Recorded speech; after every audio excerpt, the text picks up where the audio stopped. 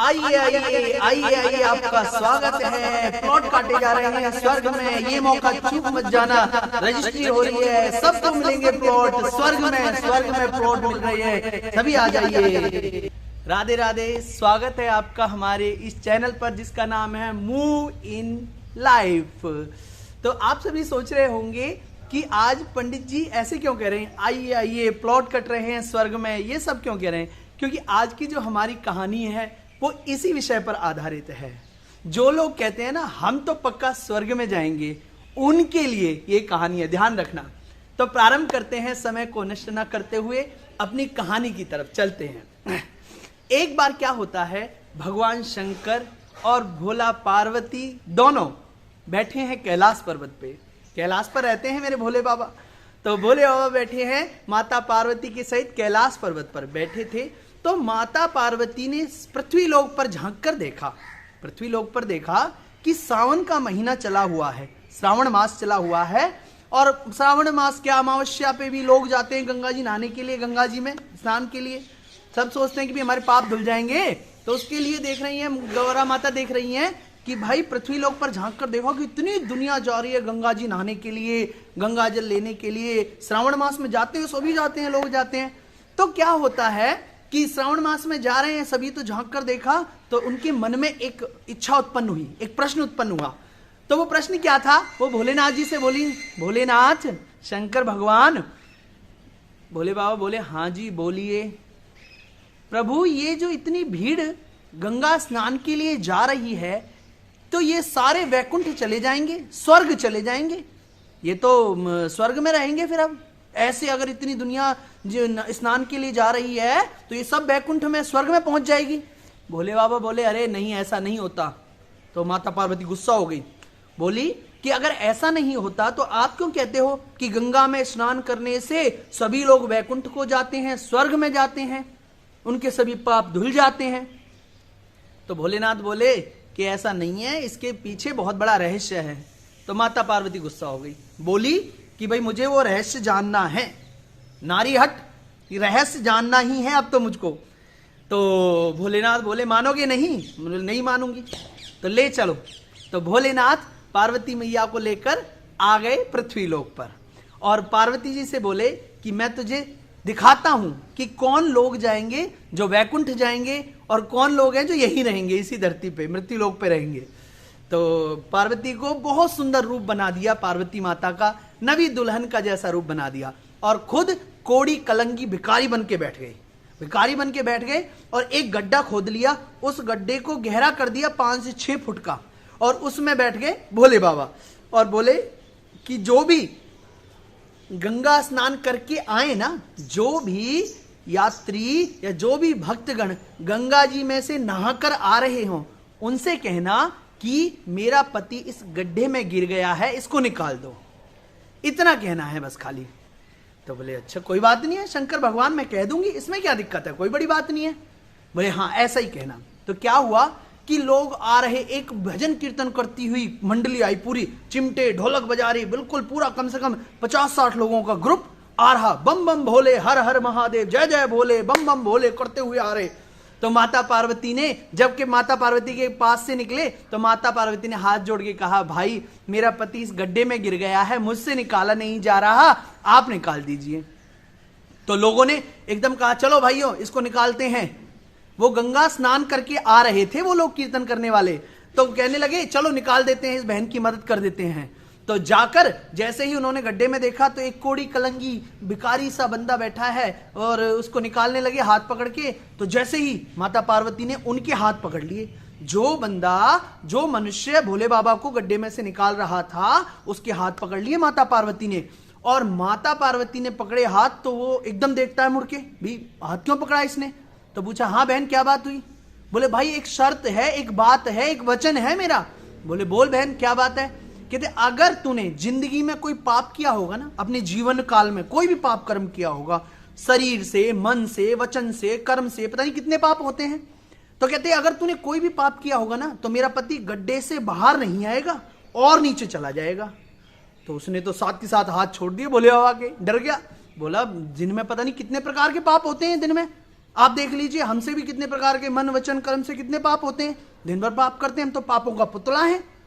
तो वो बोला बहन मैं नहीं निकाल सकता तेरे पति को, क्योंकि मैंने तो पता नहीं जीवन में कितने पाप कर्म किए होंगे, कहीं मैं करने जाऊं अच्छा और हो जाए बुरा। कहते हैं भला किसी का कर न सको तो बुरा किसी का मत करना, तो इसलिए बहन मैं तो जा रहा हूं, मैं नहीं निकाल सकता। पार्वती माता बोली ठीक है भैया, जैसी तेरी मर्जी भाई, नहीं निकाल सकता। तो फिर एक और ग्रुप आया, स्नान करके आ रहे थे, वो भी लड़कों का ग्रुप बढ़िया आ रहे, और जैसे ही माता पार्वती के पास से निकले, माता पार्वती ने उनको रोका भी नहीं। जो दूसरा ग्रुप आया, जो समूह आया लड़कों का, नहा के गंगा जी में गंगा जल ले रहे अपने हाथ में, और जैसे ही आए और माता पार्वती ने उनको रोका नहीं, वो अपने आप ही माता पार्वती से बोलते हैं कैसे बैठी है यहां पर। तो माता पार्वती बोली भाई मेरा पति गिर गया है, इसको निकालना है। तो उनमें से एक लड़का झांक कर देखता गड्ढे में, ऐसे करके देखता है कि एक कोड़ी कलंगी भिखारी सा पड़ा है इसको। तो पता है क्या बोलता है पार्वती माता से, अरे तू क्या करेगी इसके साथ, चल हमारे साथ, हम तुझे गंगा जी नहला के लाते हैं। पार्वती माता की आंखें खुली की खुली रह गई और बोली हाथ जोड़ के भाई तुम जाओ, मुझे नहीं जाना, मैं तो अपने पति के साथ ही गंगा जी नहाने के लिए जाऊंगी। बोले जाओ भाई। तो जैसे ही वो लोग चले गए तो भोलेनाथ उस गड्ढे में से बाहर आके बोले पार्वती ये वैकुंठ जाएंगे क्या, इनकी स्वर्ग में रजिस्ट्री होगी क्या। बोले अरे महाराज रहने दो, क्यों मजाक करते हो आप मेरे साथ। तो भोलेनाथ बोले देख वो सामने एक वो काला सा आदमी आ रहा है ना, बड़े से शरीर वाला, उसको रोकना, वो रुकेगा नहीं लेकिन फिर भी रोकना उसको, मैं जल्दी से गड्ढे में जाता हूं। तो भोलेनाथ दोबारा से गड्ढे में गिर गए और वो काला सा आदमी जो आ रहा था अपनी धुन में, ऐसा बड़ा शरीर भैंसे जैसा और काला सा, बिल्कुल ऐसे ऐसे करके ऐसे ऐसे करके ऐसे करके चल रहा, और उसकी निगाह धरती में, उसको कुछ नहीं पता चारों तरफ क्या हो रहा है, सब कुछ नहीं पता, और बस धरती में ऐसे देख के चल रहा था। तो माता पार्वती कि जैसे जैसे पास आया वो, वैसे वैसे माता पार्वती जोर जोर से रोने लगी, हाय मेरे पति को बचा लो, हाय मेरे पति को। लेकिन उसको ध्यान ही नहीं कुछ भी, वो आदमी जो था गंगा स्नान करके आया था, उसको ध्यान ही नहीं कुछ भी, वो जोर जोर से रोने लगी। और जैसे ही माता पार्वती के पास से निकला, माता पार्वती को लगा कि ये रुकेगा नहीं, तो उसका हाथ पकड़ लिया माता पार्वती ने। और माता पार्वती जैसे ही हाथ पकड़ा तो काला सा आदमी बोला ए क्या हुआ, क्या परेशानी है। तो बोला भाई, माता पार्वती बोली भाई मेरा पति गिर गया है इस गड्ढे में, तो मेरे पति को निकाल दो इस गड्ढे से। तो माता पार्वती को बोलता पहले तो मेरा हाथ छोड़। हाँ ठीक है, क्या हुआ। कहते इस गड्ढे में गिर गया है। तो वो झांक के देखता है कि हाँ भाई गड्ढे में तो एक कोड़ी कलंगी बेचारा पड़ा है। तो बोले यहाँ क्या करने आए थे तुम। काला आदमी बोला पार्वती से, हम गंगा स्नान के लिए जा रहे थे, मेरे पति को दिखाई नहीं दिया और गिर गया इस गड्ढे में, निकाला नहीं जा रहा। तो ठीक है, उसने दोनों गड्ढों के दोनों साइड पैर रखे ऐसे करके और हाथ पकड़ लिया भोलेनाथ का, और माता पार्वती ने अब उसका हाथ पकड़ लिया। माता पार्वती को तो कहना ही था। माता पार्वती ने कहा भाई अगर तूने जीवन में कोई पाप किया होगा ना, तो मेरा पति बाहर नहीं आएगा गड्ढे से और नीचे चला जाएगा। तो माता पार्वती से वो काला सा आदमी पता है क्या बोला, सोचना क्या कहता है। वो कहता है कि तुझे आम खाने या पेड़ गिनने हैं। माता पार्वती चुप। माता पार्वती चुप हो गई। तो माता पार्वती की चुप होने के बाद उसने क्या किया, उठा के भोलेनाथ को गड्ढे से बाहर बिठा दिया। अब भोले बाबा बैठ गए गड्ढे के बाहर। तो माता पार्वती से भोलेनाथ बोले कि जा इससे पूछ तो ले तेरे प्रश्न का उत्तर कि कौन कौन बैकुंठ जाएगा, या इसने कोई जीवन में पाप ही नहीं किया, जो तेरा प्रश्न था वो तो पूछ ले। बोली हाँ ये बात तो है। फिर माता पार्वती ने आवाज लगाई उसको, भाई एक मिनट रुक। वो बोला हाँ क्या बात है। भाई एक बात बता, तूने जीवन में कभी कोई पाप नहीं किया। तो वो कहता है कि तुझे क्या, तेरा काम हो गया ना, तेरा पति बाहर आ गया, तुम जाओ गंगा जी नहाने के लिए। बोले नहीं भाई, इस बात का उत्तर तो तू मुझे दे के जा। बोले पता है क्या है, अगर तू मेरे बारे में सुनेगी ना तो तू कांप जाएगी। बोले बता कौन है तू। मैं हूं कसाई, दिन रात जीव हत्या करता हूं, जानवरों को मारना काटना ये मेरा काम है। लेकिन मेरे दादा की मृत्यु हो गई थी, मेरा बाबा जी जो था उसकी मृत्यु हो गई थी। वो कहता था कि गंगा में स्नान करने से ना सारे पाप धुल जाते हैं, गंगा में स्नान करने से सारे पाप धुल जाते हैं। ये मेरा बाबा, मेरा दादा, मेरा पिता, मेरी माँ कहती थी। तो मुझे उनकी बात पे पूरा विश्वास था।